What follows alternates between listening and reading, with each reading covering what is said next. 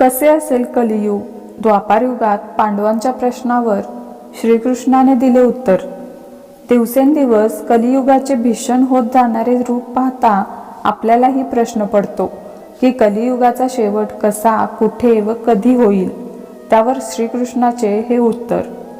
एकदा 4 पांडव भगवान श्रीकृष्णाला विचारतात, कलियुग काय आहे आणि कलियुगात काय होईल? या प्रश्नावर कृष्ण हसला आणि म्हणाला, कलियुगात काय परिस्थिती असेल त्याचे मी तुम्हाला प्रात्यक्षिक दाखवतो. असे म्हणून त्याने आपल्या भात्यातून 4 बाण घेतले आणि धनुष्याच्या सहाय्याने 4 वेगळ्या दिशेला सोडले आणि 4ही पांडवांना ते बाण घेऊन येण्याची आज्ञा दिली. सर्व 4ही पांडव बाणाच्या शोधात वेगवेगळ्या दिशेने गेले. जेव्हा अर्जुनाने बाण शोधून उचलला तेव्हा त्याला मंजूळ आवाज ऐकू आला. तो त्या आवाजाकडे वळला. त्याने पाहिले एक कोकिळा खूप गोड आवाजात गात आहे, पण त्याच वेळी जिवंत सशाचे मांस खात आहे. तो ससा खूप वेदना सहन करत आहे. या दैवी पक्षीचे हे घृणास्पद कृत्य पाहून अर्जुनाला धक्का बसला. त्याने ते ठिकाण पटकन सोडले. भीमाने ज्या ठिकाणाहून बाण उचलला त्या ठिकाणी 5 विहिरी होत्या. एका विहिरीभोवती 4 विहिरी होत्या. 4 विहिरीतील गोड पाणी त्यांच्यात साठून राहू शकत नसल्याने त्या विहिरी बाहेर पडत आहे. पण आश्चर्याची बाब म्हणजे या 4ही विहिरी पूर्ण भरून वाहत असताना मात्र मध्ये असलेली विहीर कोरडी होती. हे पाहून भीम चक्रावून गेला.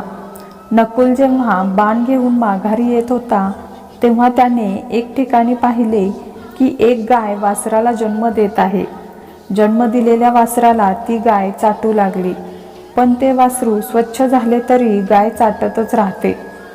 खूप मुश्किलीने लोक त्या वासराला गायीपासून वेगळे करू शकले.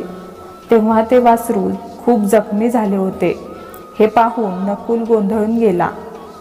सहदेवाने एका डोंगराजवळून बाण उचलला आणि पाहिले एक मोठी शिळा खाली कोसळत आली. ती शिळा खाली येताना वाटेत येणाऱ्या मोठमोठ्या दगडांचा, झाडांचा चुराडा करत होती, पण ती शिळा एक लहान रोपामुळे थांबली. यावेळी सहदेवही चकित झाला. या चौघांनी या सर्व घटनांचा अर्थ श्रीकृष्णाला विचारला. श्रीकृष्ण हसले आणि अर्थ सांगितला.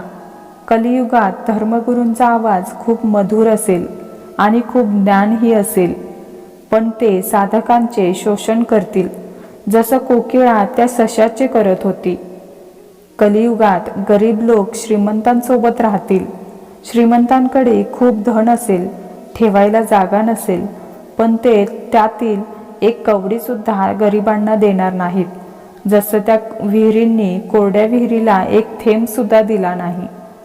कलियुगात पालक मुलांवर एवढं प्रेम करतील की त्या प्रेमाने मुलं बिघडून जातील आणि त्यांचे आयुष्य उद्ध्वस्त होईल, जसं त्या गायीचे प्रेम वासराला त्रासदायक ठरले. कलियुगात माणसे चारित्र्याच्या बाबतीत खूप घसरतील, जसे ती शिळा डोंगरावरून घसरली आणि त्यांचे अधपतन काही केल्या थांबणार नाही. पण सर्वात शेवटी देवाचे नाम त्यांचे संरक्षण करील, त्यांचा उद्धार करील, जसं त्या लहान रोपाने त्या शिळेला आणखी खाली जाण्यापासून रोखले.